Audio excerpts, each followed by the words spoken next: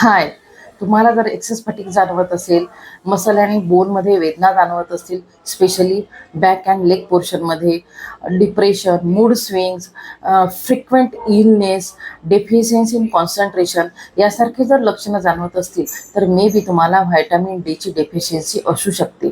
Naturally सूर्यप्रकाशापासून मुबलक मिळणारे vitamin D काय आहे? नॅचरली आणि मुफ्त मिळत असूनही आज 10 पैकी 7 लोकांना व्हायटामिन डीची डेफिशियन्सी का येते? तर चला तर जाणून घेऊ आज व्हायटामिन डी विषयी सर्व काही. सर्वप्रथम आपण व्हायटामिन डी काय आहे आणि त्याचे काय फंक्शन आहेत बॉडीमध्ये हे जाणून घेऊ. व्हायटामिन डी हे एक फॅट सोल्युबल व्हायटामिन आहे आणि त्यामुळे त्याच्या अब्झॉर्प्शनसाठी बॉडीमध्ये चांगले डायटरी फॅट असणे खूप गरजेचे आहे. नॅचरली सूर्यकिरणांपासून आपल्या स्किनमध्ये ते तयार होत जरी असले तरी किडनी आणि लिव्हरमध्ये व्हिटॅमिन डीचे ॲक्टिव्ह फॉर्म व्हायटामिन D3 म्हणजे कॅल्सिफेरॉलमध्ये त्याचे रूपांतर होते.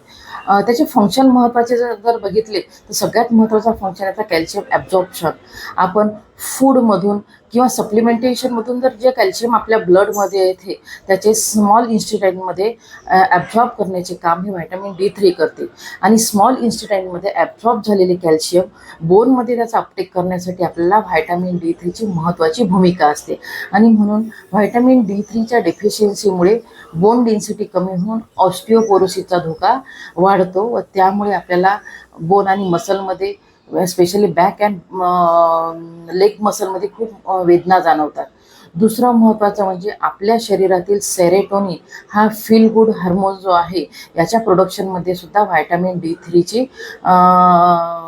मोठी इन्व्हॉल्वमेंट असते आणि व्हायटामिन D3 जर कमी पडले तर सेरोटोनिनचे सिक्रेशन कमी होते आणि त्यामुळे आपला मूड वारंवार चेंज होतात आणि हळूहळू त्याचे रूपांतर मग डिप्रेशनमध्ये होते. थकल्यासारखे वाटणे, टायर्डनेस, शरीरामधील जी एनर्जीचे प्रायमरी सोर्स आहे ATP याच्या प्रोडक्शनमध्ये व्हायटामिन D3 इन्व्हॉल्व असते आणि व्हायटामिन D3च्या डेफिशियन्सीमुळे एनर्जी क्रिएट प्रोसेस जी आहे ती कम्प्लिटली डिस्टर्ब होऊन जाते आणि त्यामुळे तुमच्या ओव्हरऑल एनर्जी लेवल कमी होऊन दिवसभर थकल्यासारखे वाटते. ओल्ड एजमध्ये सुद्धा व्हायटामिन D3ची स्किनची ॲब्झॉर्ब करण्याची एफिशियन्सी कमी होते. तसेच ओल्ड एज पीपल हे जास्त वेळ इंडोर राहत असल्यामुळे सुद्धा त्यांना व्हायटामिन डीची डेफिशियन्सी येते. सगळ्यात महत्त्वाचं म्हणजे ज्या लोकांना क्रॉनिक किडनी आणि लिव्हर डिसऑर्डर्स असतात अशा लोकांना सुद्धा व्हायटामिन डीचे ॲक्टिव्ह फॉर्म व्हायटामिन D3मध्ये त्याचे कन्व्हर्जन होण्याचं जे काम आहे हे कमी होते आणि त्यामुळे त्यांचे जे फंक्शन आहे ते इम्पेअरिंग होऊन त्याला बॉडीला त्याचे फंक्शन सगळे हे डाऊन होऊन जातात.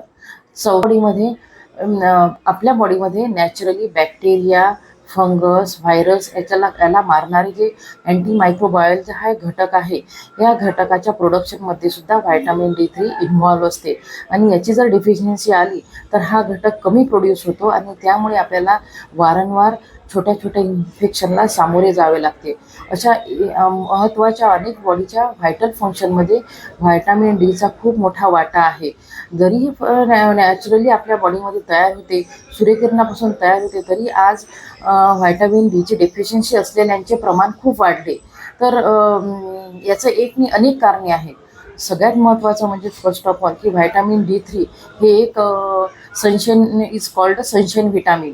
व्हायटामिन D3 हे सूर्यप्रकाशापासून बॉडीमध्ये तयार होते आणि त्यामुळे आता आजकाल टेक्नॉलॉजीमुळे म्हणा किंवा इंडोर कल्चरमुळे म्हणा आपण सूर्यप्रकाशाला खूप कमी एक्सपोज होतो आणि त्यामुळे त्याची डेफिशियन्सी जाणवते. दुसरं म्हणजे आपल्या डाएटमध्ये व्हायटामिन D3 रिचयुक्त फूड सोर्सचा खूप जर समावेश नसेल तरीसुद्धा हा प्रॉब्लेम येतो. तिसरं महत्त्वाचं सर्वात महत्त्वाचं म्हणजे जर तुम्हाला IBS म्हणजेच इरिटेटिव्ह बॉवेल सिंड्रोम किंवा सेलिक डिसीजसारख्या जर कंडिशन असल्या तरीसुद्धा स्मॉल इंस्टेटाईनमध्ये व्हायटामिन D3 ॲब्झॉर्ब करण्याचा त्याचा जो फंक्शन आहे तो अफेक्ट होतो.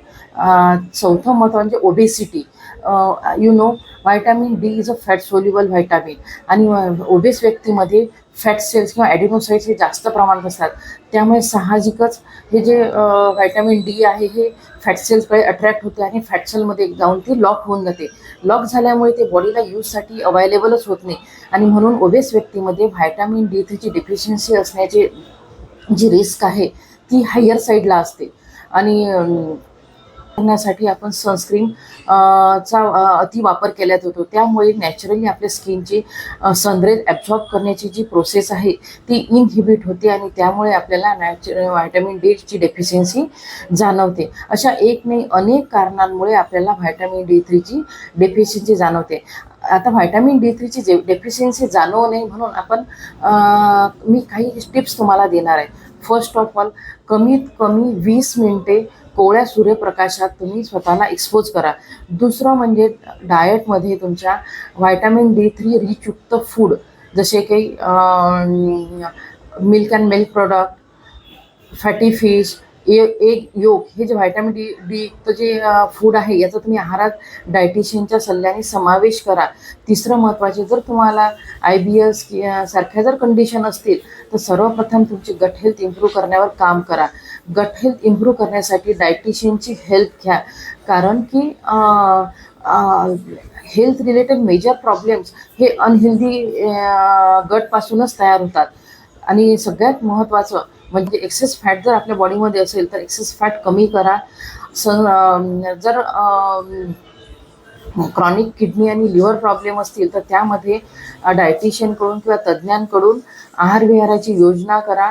आणि सर्वात महत्त्वाचे म्हणजे डू एक्झरसाइज रेग्युलरली. कमीत कमी आठवड्यातून 3 ते 4 वेळ तरी वेट ट्रेनिंग करा. अशा काही जीवनशैलीत तुम्ही बदल करून व्हायटॅमिन D3ची डेफिशियन्सी किंवा व्हायटॅमिन डी पासून व्हायटॅमिन D3 ॲक्टिव्ह फॉर्ममध्ये रूपांतर करून त्याच्या ॲब्झॉर्प्शनचा रेशो वाढवू शकतो. तुम्हाला जर अशी शंका येत असेल की मला व्हायटॅमिन D3ची कमतरता आहे तर सर्वप्रथम तुम्ही ब्लडमधील व्हायटॅमिन D3ची लेवल चेक करा.